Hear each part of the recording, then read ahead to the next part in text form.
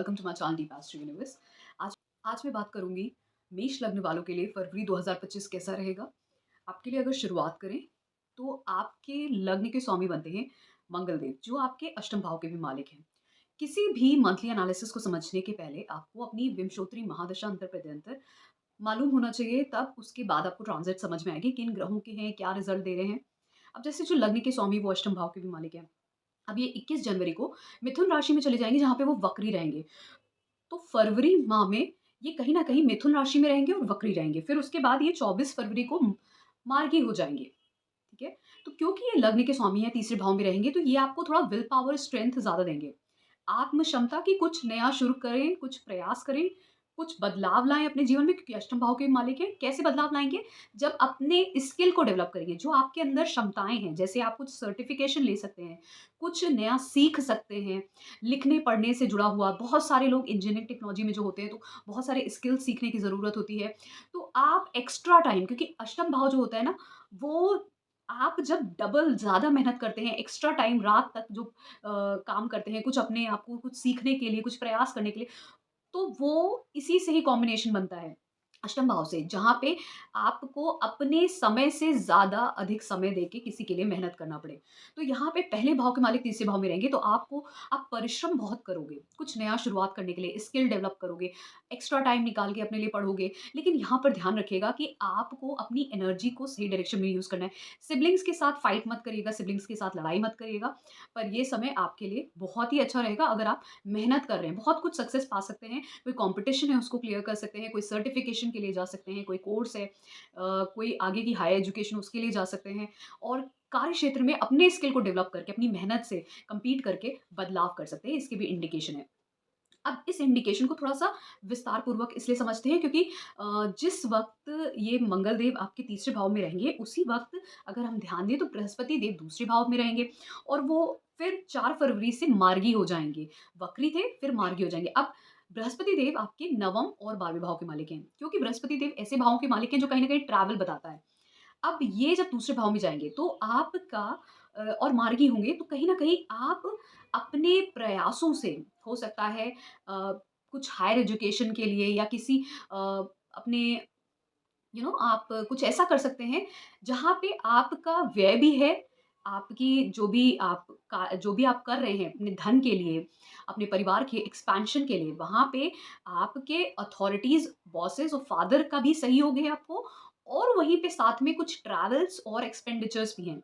लेकिन ये बृहस्पति देव दूसरे भाव में रहते हुए आपके परिवार में एक्सपेंशन कर रहे हैं, आपके धन में एक्सपेंशन कर रहे हैं, लेकिन उसके साथ-साथ जो उनके कैरेक्टरिस्टिक्स हैं, नवम भाव के, आपका भाग्य साथ दे रहा है, पिता, बड़े लोग साथ दे रहे हैं, बॉसेस, कोई अगर आपका कोई कार्य है, कहीं पे कार्य करते हैं या फैमिली बिज़नेस में भी है, तो वहाँ पे भी सहयोग मिल रहा है। शादी के लिए ये योग बनते हैं या चाइल्ड बर्थ के भी योग बनते हैं।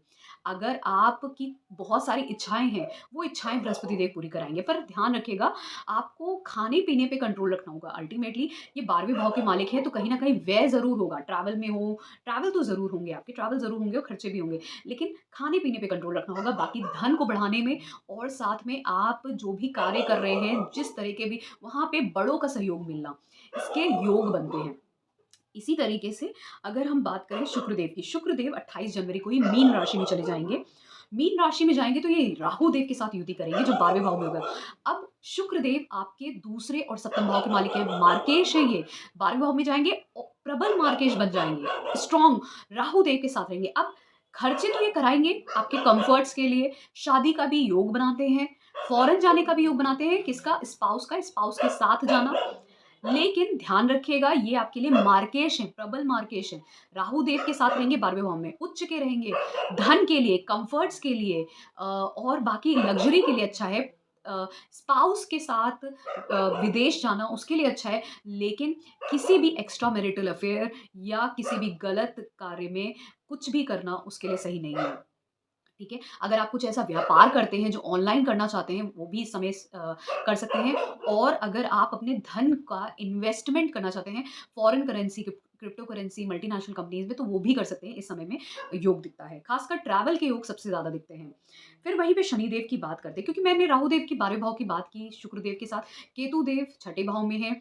कहीं न कहीं क्योंकि बृहस्पति देव की पे दृष्टि है, तो चीज़ें छठे भाव से जुड़ी हैं। छुटे छठा भाव क्या होता है हमारे डेली के जो हम कार्य करते हैं, वो हमारा खुद का प्रोफ़ेशन, जॉब, हमारे रोग, ऋण, शत्रु ये सब इसी में ही आते हैं। ठीक है? षड रिपुस का भाव है।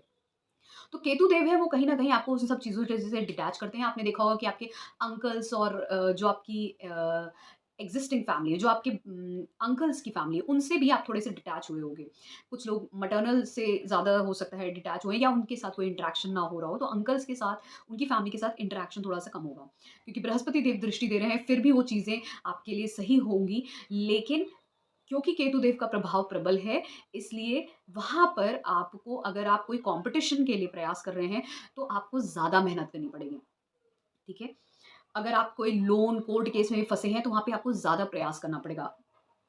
इसी तरीके से अगर हम बात करते हैं शनिदेव की, शनिदेव फिलहाल आपके 11वें भाव में शनिदेव बहुत अच्छा रिज़ल्ट देते हैं। अब यहाँ पर ये रहेंगे, आगे इनको मीन राशि में जाना है, तो कुंभ राशि में अपनी मूल त्रिकोण राशि में यहाँ पे शनिदेव आपके कार्य क्षेत्र में बहुत सारे आपके लिए रास्ते खोल रहे होंगे, जहाँ पर आपको अलग-अलग जगह से हो सकता है अपॉर्च्युनिटीज़ मिले, ताकि आप अपने प्रोफ़ेशन को एलिवेट कर सकें या स्टेटस राइज़ कर सकें। इस तरीके के यहाँ पे योग दिखते हैं।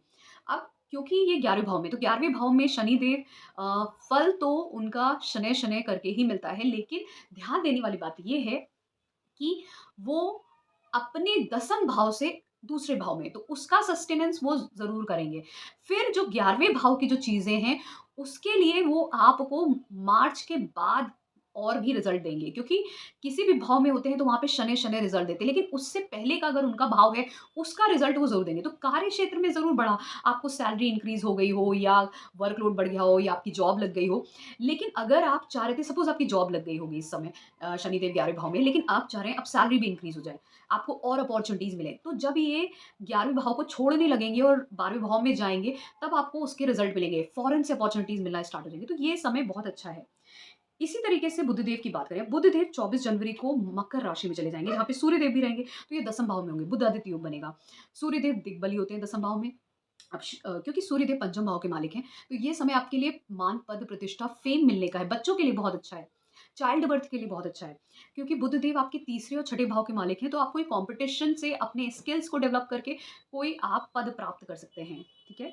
लेकिन कॉम्पिटिशन ज़रूर होगा, और ध्यान रखिए, अगर आप कोई यहाँ पर अगर कुछ गवर्नमेंट जॉब की भी तैयारी कर रहे हैं, उसमें भी सफलता प्राप्त कर सकते हैं, या आप अपनी एजुकेशन बैचलर्स या मास्टर्स, पीएचडी, उनमें कोई अगर आपका कॉम्पिटिशन है, उसको भी क्लियर कर सकते हैं, और हो सकता है आपको गवर्नमेंट इंस्टीट्यूशन या फॉरेन इंस्टीट्यूशंस भी मिल सकते हैं, इसके चांसेस है, क्योंकि आपका मान, पद, प्रतिष्ठा बढ़ेगी इस समय में। इसी तरीके से यही बुध देव आपका 27 जनवरी को मीन राशि में चले जाएँगे, और सूर्यदेव कुंभ राशि में जाएँगे। जो लेकिन मैं अगर बात करूँ, तो सूर्यदेव कुंभ राशि में 12 फरवरी को जाएँगे, वहीं पे 11 फरवरी को कुंभ राशि में बुधदेव जाएँगे, फिर 27 फरवरी को मीन राशि में जाएँगे। तो बुधदेव क्योंकि 11 फरवरी को कुंभ राशि में जाएँगे, तो यहाँ पर इनको शनिदेव से अ, युति करेंगे, जहाँ पर आप 11वें भाव में जब तीसरे और छठे भाव के मालिक यहाँ पे 10th और 11वें भाव के मालिक के साथ जुड़ेंगे, शनिदेव और बुधदेव 11 फरवरी से, तो आप ये देखेंगे कि आपको अपने प्रयासों से, अपने क्षमताओं से आपको बहुत सारे लाभ होना शुरू हो जाएँगे कार्य क्षेत्र में। अगर आप किसी कोर्ट केस, लिटिगेशन या फाइट में भी थे, स्टक थे, तो वहाँ से भी निकल जाएँगे, और इस समय में बहुत सारी आपकी इच्छाएँ पूर्ण होंगी, जो आपके कार्य क्षेत्र या आप किसी चीज़ में फँसे हुए थे, उन सब चीज़ों से सफलता प्राप्त होती हुई आपको दिखेगी। इसी तरीके से यही बुधदेव, क्योंकि मैंने बोला 27 फरवरी को मीन राशि में चले जाएँगे, तो उनका प्रभाव वहाँ पे नीच हो जाएँगे, तो थोड़ा-सा आपको ध्यान रखने की ज़रूरत है, किसकी? अपनी हेल्थ की ध्यान रखने की ज़रूरत है। वहाँ पर आपको 27 फरवरी से हेल्थ का ध्यान रखना। सूर्यदेव जैसे ही आपके कुंभ राशि में जाएँगे 12 फरवरी को, तो वो शनिदेव के साथ होंगे, साथ में बुधदेव भी होंगे। अब बुधदेव तो शनिदेव के साथ अच्छा प्रभाव देते हैं, लेकिन सूर्यदेव क्योंकि शत्रु हैं, ये दोनों ग्रह जब साथ में कुंभ राशि में होंगे 11वें भाव में, तो पंचम भाव के मालिक 11वें भाव में। वैसे तो पंचम भाव के मालिक 11वें भाव में अपने ग्रह, अपने स्थान को दृष्टि देंगे, तो ये कहीं न कहीं दृष्टिपूर्वक आपकी इच्छाएँ पूर्ण करने के लिए तो अच्छा है, और गवर्नमेंट जॉब के लिए भी अच्छा है। लेकिन कहीं न कहीं आप ये देखेंगे कि जो एक अथॉरिटी और एक लेबर क्लास के बीच के जो डिफरेंसेस होते हैं, वो कहीं न कहीं आपके मध्य आ सकते हैं और यहाँ पर ये होगा कि आपके कलीग्स और हो सकता है आपके बीच में कुछ ऐसे डिफरेंसेस आएँ, क्योंकि यहाँ पे 10th भाव और 11वें भाव के मालिक है, तो ये कार्य क्षेत्र में कुछ परेशानियाँ दे सकते हैं। किसको दे सकते हैं? आपके बच्चों को भी दे सकते हैं। अगर आपके बच्चे भी कार्य क्षेत्र में हैं, तो उनको दे सकते हैं, या फिर आप अगर बेसिक एजुकेशन बैचलर्स में हैं, तो वहाँ पे आपके फ्रेंड्स जो हैं, वो आपके लिए प्रॉब्लम क्रिएट कर सकते हैं। या फिर आप किसी गवर्नमेंट जॉब में हैं, तो वहाँ पे आपके कलीग्स आपके लिए प्रॉब्लम क्रिएट कर सकते हैं। वहाँ पे थोड़ा-सा डिफरेंसेस हो सकते हैं, तो उसका ध्यान रखिएगा। और ये होगा आपके 12 फरवरी से लेकर जब सूर्यदेव यहाँ पर 14 मार्च तक रहेंगे कुंभ राशि में। बुध देव 11 फरवरी के बाद 27 फरवरी को मीन राशि में चले जाएँगे, तो उसके 27 फरवरी से आपको हेल्थ का ध्यान रखना है। तो अब इसको संक्षेप में समझते हैं, health, wealth, marriage, relationship, career को लेके। हेल्थ की बात करते हैं, हेल्थ को लेके अगर ध्यान दें, तो आपकी हेल्थ के लिए मैंने एक टाइम दिया है जो है 27 फरवरी। 27 फरवरी से आपको अपनी हेल्थ का ध्यान रखना है। उसके पहले ऐसा कुछ मुझे नज़र नहीं आ रहा कि बहुत क्रिटिकल हो या फिर आपको क्रॉनिक डिज़ीज़ हो जाए। छोटी-मोटी ही डिज़ीज़ होगी, लेकिन 27 फरवरी से वो ज़्यादातर दिख रही है। तो फरवरी माह में आप कहीं न कहीं हेल्दी रहेंगे, स्वस्थ रहेंगे। वेल्थ की बात करें तो वेल्थ के लिए ये टाइम बहुत अच्छा है।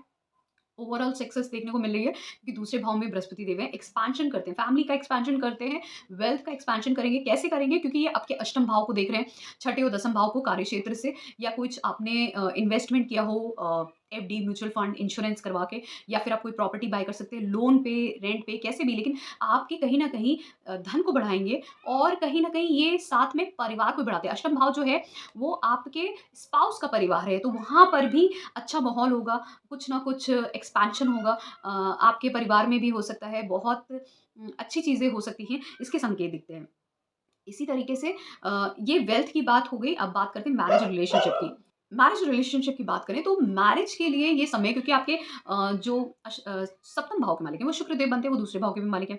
दूसरे भाव में बृहस्पति देव है, तो शादी के योग बनते हैं। साथ में जो शुक्रदेव हैं वो आपके राहु देव के साथ हैं, खासकर 12वें भाव में। तो आप अगर शादीशुदा हैं, तो वहाँ पर आप ट्रैवल करने जाते सकते हैं, फॉरेन प्लेसेस जा सकते हैं, अपनी कंट्री में दूसरे स्टेट्स में जो आपसे कल्चरली अलग लोग हैं, वहाँ पर जा सकते हैं घूमने में। लेकिन जो शादी के लिए प्रयास कर रहे हैं, आपके लिए ये समय ऐसा है कि आप प्रयास कर सकते हैं किसी मतलब प्रयास, सिर्फ़ प्रयास कर सकते हैं, या ढूँढने के लिए कोई सही साथी मिल जाए इस तरीके, लेकिन शादी होने के योग यहाँ पे नहीं दिखते, क्योंकि शुक्र देव का ट्रांज़िट जो है वो 12वें भाव से, भले ही वो उच्च के हैं, राहु देव के साथ है, लेकिन फिर भी क्योंकि वो 12वें भाव से ट्रांज़िट कर रहे हैं, इसलिए, और वो भी प्रबल मार्केश भी हैं, साथ में राहु देव के साथ भी हैं, तो हो सकता है आपको कोई पसंद आए, लेकिन वो कहीं न कहीं वो बात बने ना वहाँ पर, ठीक है? तो ये भी हो सकता है, तो इसलिए इन सब चीज़ों पे ध्यान रखें। लेकिन मैरिड कपल्स के लिए बहुत अच्छा समय है एन्जॉय करने के लिए।